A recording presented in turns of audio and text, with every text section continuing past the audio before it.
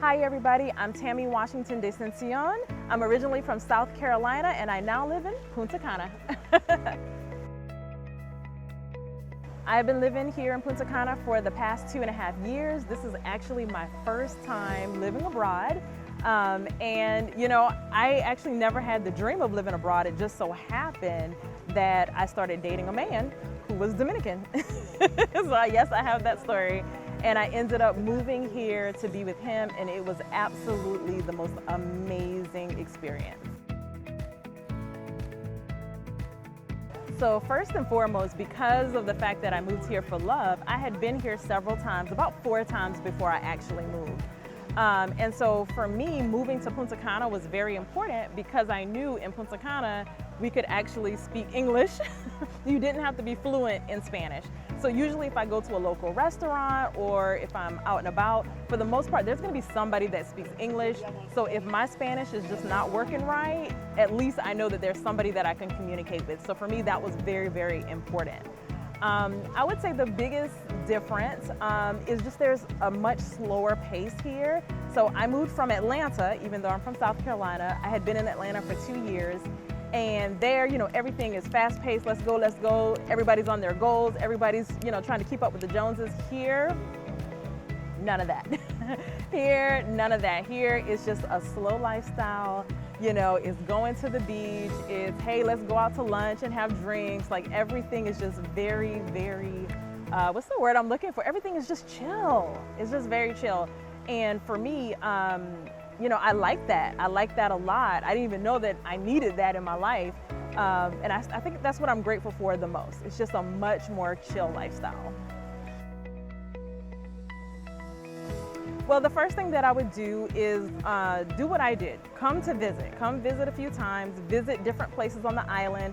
I had unfortunately only come to Punta Cana, so this was all I knew. So I was like, I have to move, like we can't live anywhere else. Now I'm a little bit more open, but definitely come visit, see the island, see where you would want to live because every part of the island is just a little bit different. Like Punta Cana is definitely a tourist area.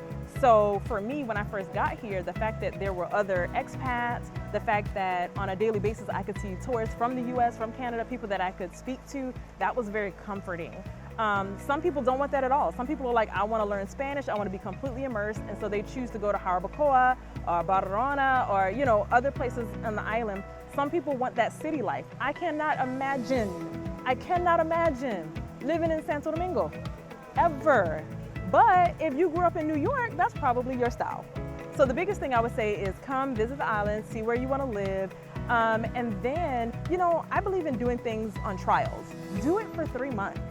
And then after 3 months, if you decide like, man, I really want to do this, I really want to live here, then make the big transition. I have seen people come, sell all of their stuff, sell their house, sell their car, come here, and then after 60 days, they're ready to go home.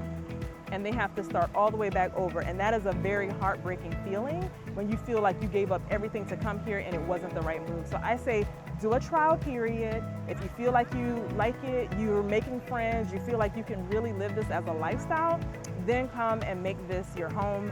But do know you're probably gonna end up going home from every now and then. Every now and then, you miss the US. I mean, every now and then, you just want a Chick-fil-A sandwich.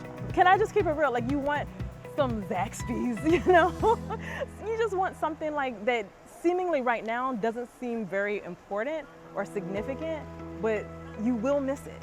So I would say I probably, well, Corona changed things, but I go home probably every 3 to 4 months maybe, just to kind of, you know, go to the US, different events, things like that. So just because you move, it doesn't mean that you're never gonna go home. The other thing I do love about being here in Punta Cana, it's just a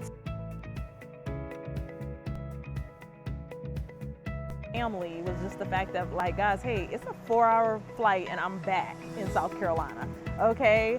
I know some expats who live in like, you know, Dubai, live in places that are across the world where literally it's 30 hours to get home. And so when you're looking for where you want to live, think about things like that. How far do I want to be away from home? If something happens, if an emergency happens, can I get home quickly and easily? And what that price tag, tag gonna look like on it? You know, that's important when you first move abroad.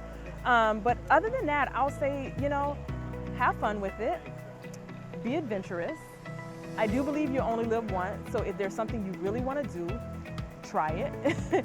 And at the end of the day, you can always go back to the US. You can always go back to the US. So I met my husband when I came here for my birthday. I came for a birthday trip, and the reason I came to the Dominican Republic was because I looked in the Caribbean. I said, I've been to Bahamas, I've been to Jamaica, never been to the Dominican Republic. That was the only reason I chose it.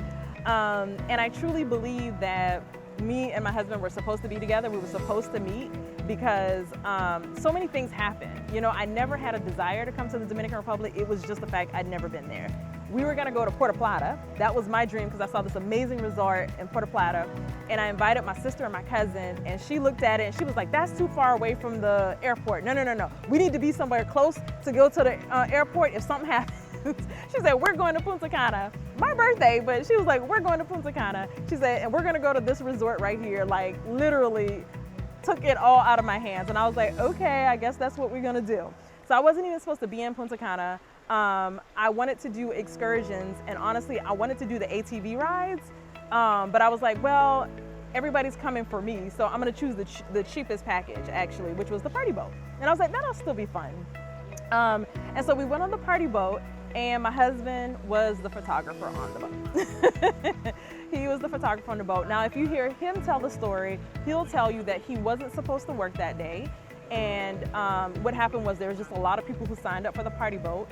His manager called him and said, hey, we need you to come into work today. He was like, no, it's my day off. His manager was like, we're gonna fire you if you do not come to work. And so he came to work begrudgingly that day.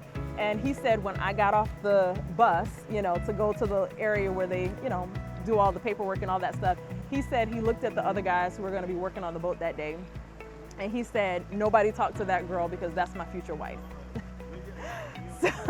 He said it in Spanish, so I didn't know what he said, but that's what he said to his friends. And we got on the party boat, and we met, and he took me, my sister, and my cousin out, him and some friends. We actually went to a local club because I wanted to get off the resort, and so he gave me that dream. We danced till 4 o'clock in the morning. But even after that, I was like, this is just a guy, and like, it's just a guy I met on vacation. Like, nothing is gonna happen.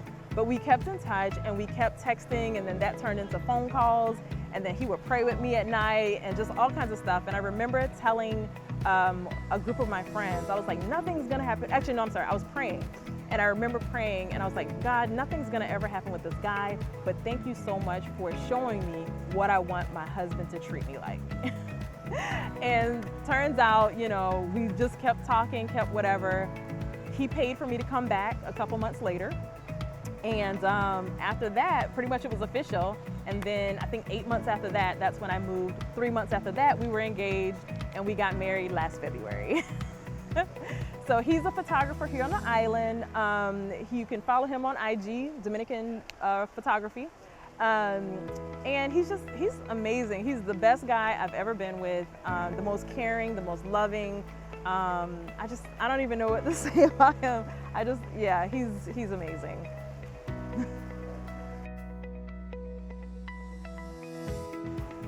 So when I decided to come, I was a corporate trainer. I've been working in corporate training for over 12 years. And so I was like, oh my God, what am I gonna do? Like, I speak for a living. That's what I do. I speak, you know, I do leadership trainings and customer service trainings, but I do not speak Spanish, and I'm going to a Spanish-speaking country. What am I gonna do? And so I actually looked at a couple things. I looked at teaching abroad. I looked at, there were some things in government, but none of it really fit. And those jobs, honestly, everybody says that that's the way to go. Those jobs are actually kind of hard to get sometimes when you look at the process you got to go through. And so I actually reached out to a friend of mine who had lived abroad. She actually had lived in the Dominican Republic. And I said, what did you do? How did you make money when you were there? And she said, I learned how to trade in the markets. She said, I learned how to trade Forex. She said, if you can learn how to trade in the markets, and if you can learn some way of making residual income, then you can actually live anywhere in the world. And so that's what I did. I signed up for a Forex and crypto course. I started learning. I went hard. Like, I went all in. I'm telling you guys, like, for real, like, I would get up at 6 in the morning before I went to work, and I would be on a training session, you know, at work. Sometimes when I had breaks, I would be watching training calls, you know, on how to trade, how to make money. When I came home, I would be on training calls again. So again, when you're looking at going from corporate to entrepreneur, you're gonna have to change your 9 to 5 to a 5 to 9 while you're learning. Real talk, you know? But that time you put in learning a new skill set will pay off, because 4 months later, I was able to move here. Now, I did have a savings account, so I always like to let people know that, like, learning to trade and learning about crypto and things like that, it takes time, and that's why I now help people do it because I see what it did for me. It literally gave me the life of my dreams, and so now I'm really passionate about helping other people grow their money in the market, create passive income streams, because I wish that somebody had told me that earlier, because I would probably have been living somewhere fabulous before then, you know, but when you learn more, you do more, right? So that's not what I do. So I trade, I invest, I set up passive income streams, and then I help other people to do the same thing in my business. Wow. I'm a part of an amazing group called Rich Girls Trade. Don't worry, rich guys trade too. And so, like I said, we help people to understand how to trade in the markets, and we're basically a wealth community. And so if you're interested in learning more about that, the best way, honestly, to reach out to me is Instagram, because I have a lot of stuff on there. It's just Tammy Washington Decision. And then I also have some trainings on YouTube. Again, my name on YouTube is Tammy Washington Decision. So I build my entire business through social media, and I teach other people how to do the same thing too.